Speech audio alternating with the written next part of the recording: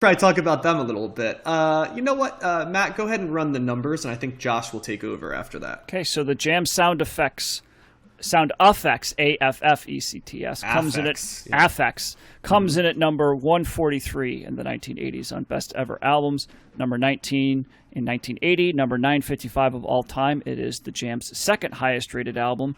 It's not on Rolling Stone's list, and actually neither was the Police. Their album, neither of these albums were on Rolling Stone's list. But they were on the 1001 Albums Before You Die list, so that's how they made it. Yep. Got it. So it feels like we talked about all mod cons a long time ago, and we did, but it's only 4 years from this album, I believe, or 3, and I have a hard time describing the Jam and kind of what they sound like. I know they're quintessentially like an English band. They seem like a kind of a revival of like those early British invasion bands in some ways, and I think they're commenting on newer or current social critiques and things of that nature, and with like a twinge of punk rock thrown in as well.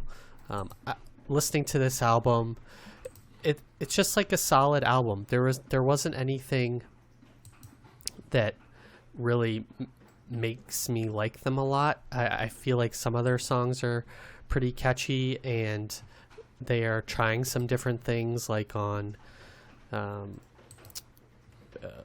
That's Entertainment and Man in the Corner Shop, and before that, the opening track, Pretty Green. I think all three of those songs sound pretty different and show their range as a band, but there's something missing in this band for me that prevents it from growing in my estimation at this time, and I'm trying to figure out what that is. I don't think the lyrics are that great, although that's not the reason they're not rising in my estimation. I think they're one of those bands maybe that is, and this could be way off, but they're kind of like a transition band. I think there's probably some bands later that do it better, and bands that did it before that I like more, and maybe they just get lost in the middle. So I don't know. I like this album. But perhaps like the Kinks and Blur, Josh, to connect some dots right there. Would exactly. those be like two bands? I love the Kinks, and I don't know too much about Blur, but they are on, I know, in the kind of timeline of British bands, they're in the next generation, and and bands like the Clash, which are contemporaries of the Jam, I like more too. So they're like in that like mid-range where you're looking for deep cuts in a genre, and you like all the top level bands are well known, but maybe there's some second tier bands that you might not know, or they maybe had like one hit and then you check out the rest of their album. I feel like that's kind of where the Jam are for me. They're in that like second tier of English rock bands.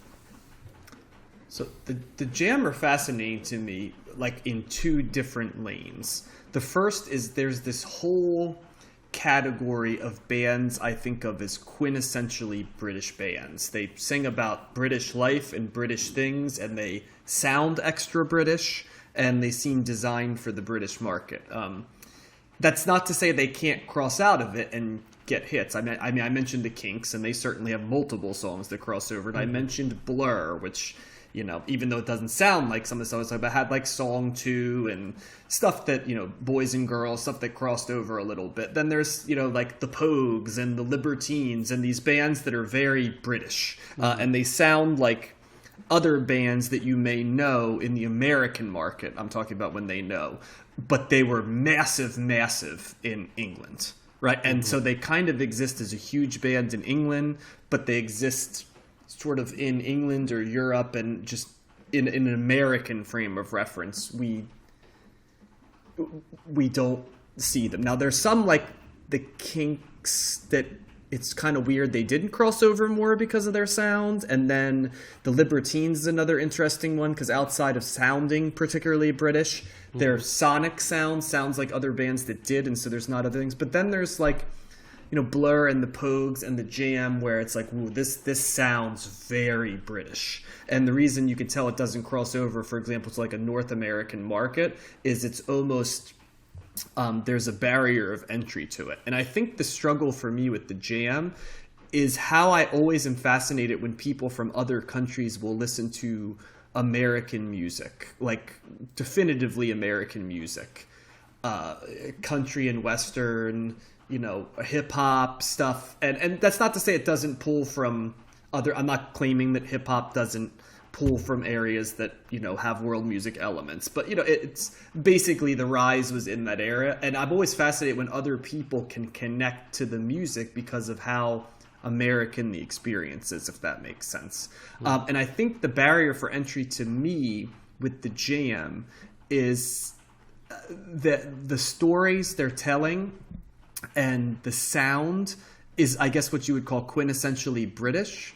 And as an American listener, as I think you were trying to articulate, Just, there's just something that at times feels missing compared to British bands that were able to transcend that gap. And I think some of it is how much were you influenced by traditional R&B and rock music. The Jam, there's definitely, especially later, like a song like Town Called Malice is the song I always think of with the Jam. There's soul elements to that, but it's soul as filtered through British eyes. And I love a ton of British bands, so there's not a barrier for entry about being British or sounding British, but there's just something about the stories that are being told that are not connecting with me. So I think I agree with you, Josh, in the fact that I think I just keep waiting it for me to kick into a higher gear, and it just isn't there. And I think that's something that just continues to happen to me in each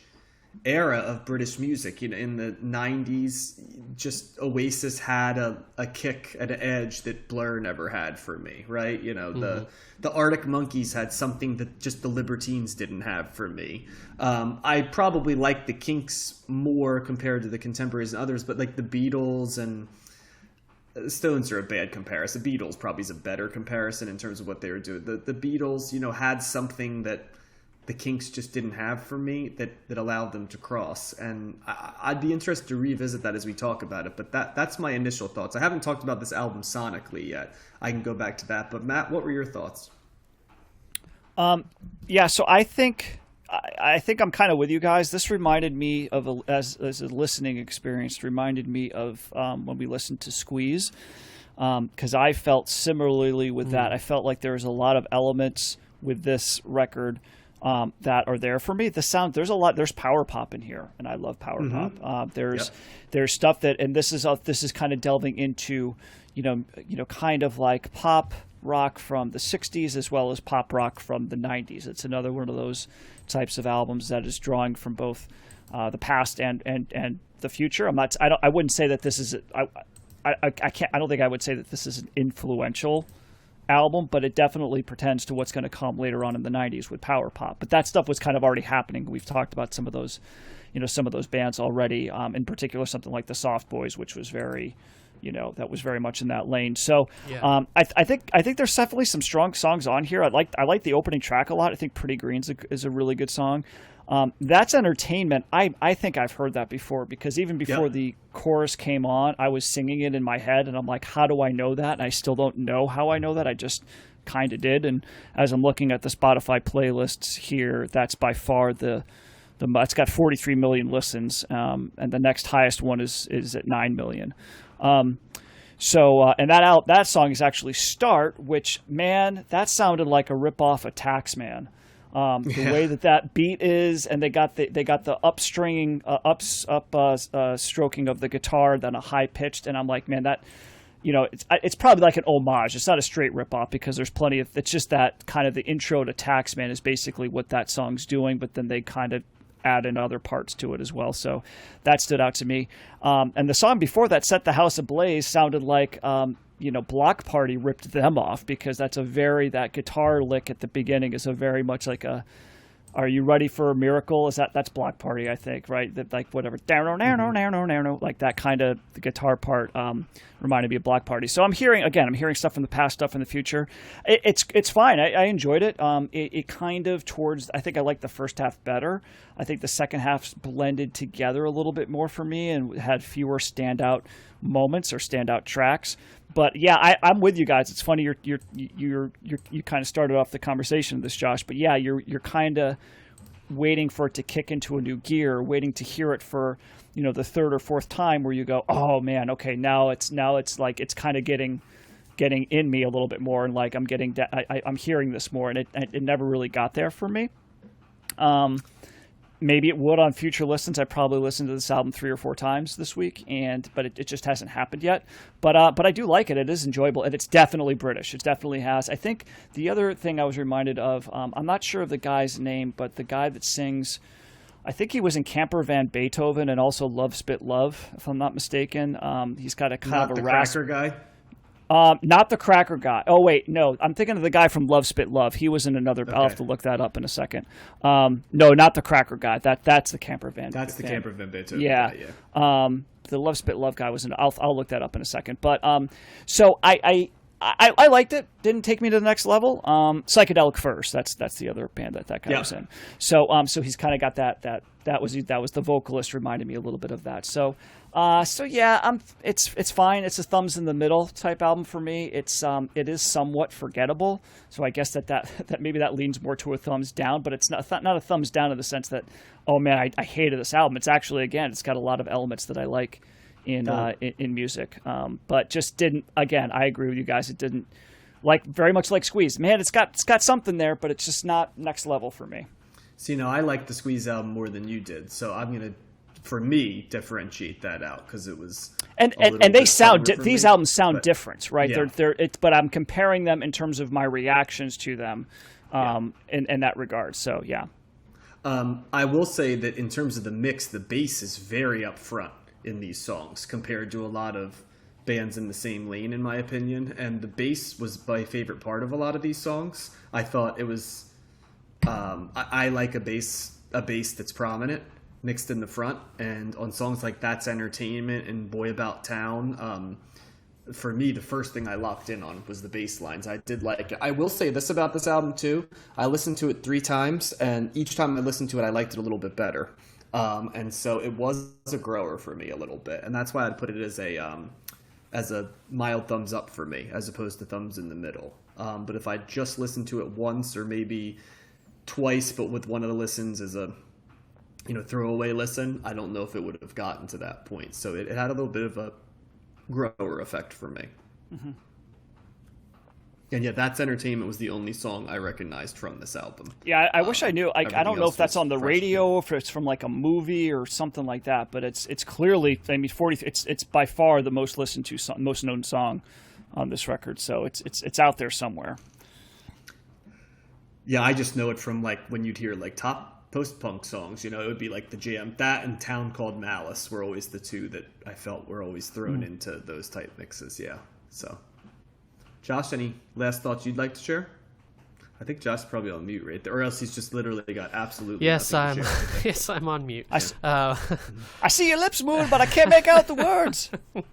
I was gonna say that's indicative of my feelings about them, because I didn't really like that song. I can recognize kind of how it's different, but there was some element missing that just made it wasn't quite catchy enough for me to well, they kind of meander into hooks, don't they? Maybe that's what it is. I think you're hoping that they're either heavier or get to bigger hooks, and you're not really getting the big hooks, and you're not really getting the heavy energy. It exists in a purgatory between those two things. Is that maybe what you're? I think you're onto something there. Also, I think the lead singer's voice isn't as strong as I maybe want it to be on some level.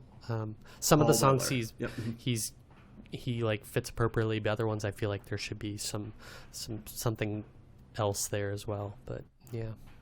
Now I will say this: the Jam have the rep of being the one band that sort of had that punk rock spirit that kind of, broke up and didn't really do the cash in and kind of held true to sort of some of the punk ethos. So I'll give them credit for that because they're pretty well known for that. I know Paul Weller is historically pretty left wing in terms of his thoughts as well, and has sort of stayed that way politically. So here's a random fact. That's Entertainment has been listed by BBC Radio 2 as the 43rd best song ever released by any artist. They were huge. What? They were huge in Britain. That's why I think we're underselling like how big they were in the UK. I think they went through like a run of years where they had these top 10 hits, like one after another after another. I was trying to think of who would be a corollary band to them in terms of their level of success on the American charts, because the American charts, it's really by the time the 70s are done, there's not a lot of rock on the big charts anymore. In Great Britain it stays there. So I'm trying to think of like what would be on the rock charts. REM maybe? Yeah, I don't know. Like 90s I think REM, we when talked they were about firing this. off hits. Yeah, I think we talked about this on an Essential Question or something, and it was like we came to the conclusion, since we're not from Britain, we can't know what didn't cross over there. We can only see it the one way or something. I'm very aware that the Jam were huge there because I grew up reading NME, and they would do the chart, like the charts would be all stuff I was familiar at mixed in with like the Jam.